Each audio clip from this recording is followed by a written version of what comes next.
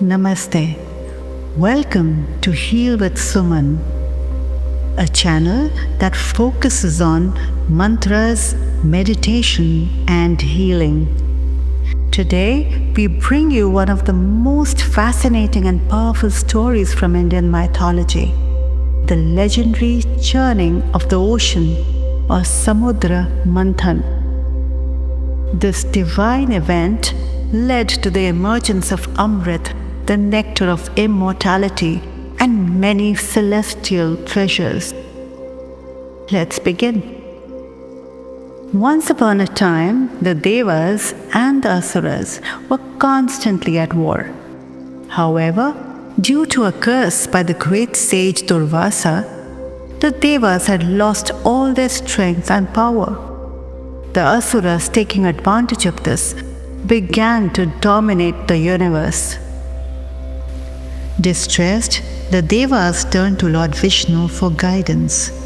He advised them to churn the ocean of milk to obtain Amrit, the nectar of immortality, which would restore their lost strength. There was a challenge. The ocean was vast, and the churning required immense strength. The Devas alone could not do it. Vishnu suggested that they make a temporary alliance with the Asuras, promising to share the nectar. The churning process needed a massive churning rod, so they chose Mount Mandara. For the churning rope, they requested the mighty serpent Vasuki, the king of snakes, who coiled around the mountain. As the churning began, the Asuras held Vasuki's head while the Devas held the tail.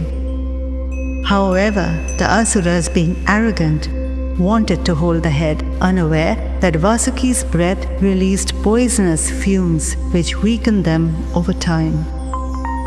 As the churning began, instead of nectar, a terrifying deadly poison called Hala Hala emerged from the ocean. It was so powerful that it could destroy all of creation. Seeing this crisis, Lord Shiva stepped forward and drank the poison to save the universe. However, his wife, Goddess Parvati, quickly held his throat to prevent the poison from spreading in his body.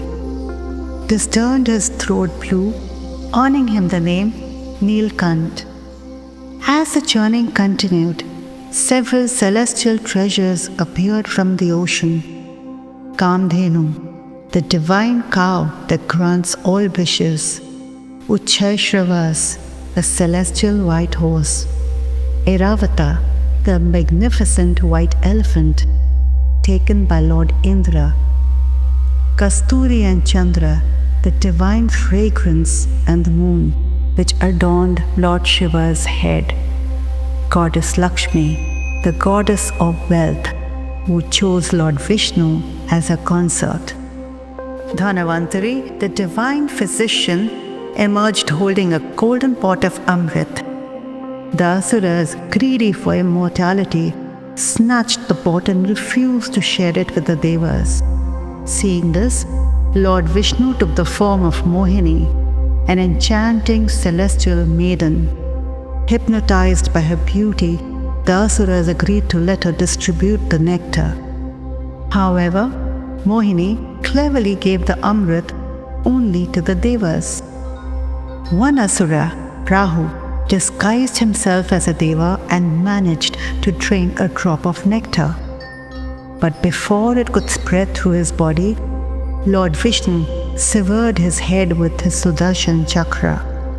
Since the nectar had reached his throat, his head became immortal and became the planet Rahu, while his body became Ketu.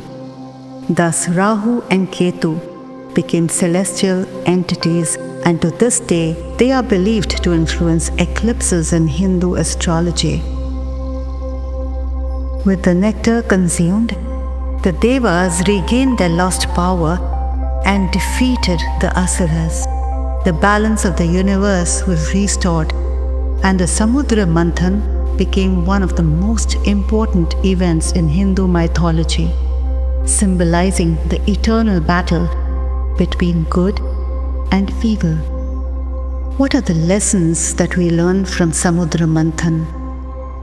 This legendary story teaches us patience and effort lead to great reward. Greed leads to downhill, while wisdom leads to victory. Even in the darkest times, divine intervention and righteousness prevail. This was the incredible tale of Samudra Manthan. What did you learn from this divine event? Let me know in the comments.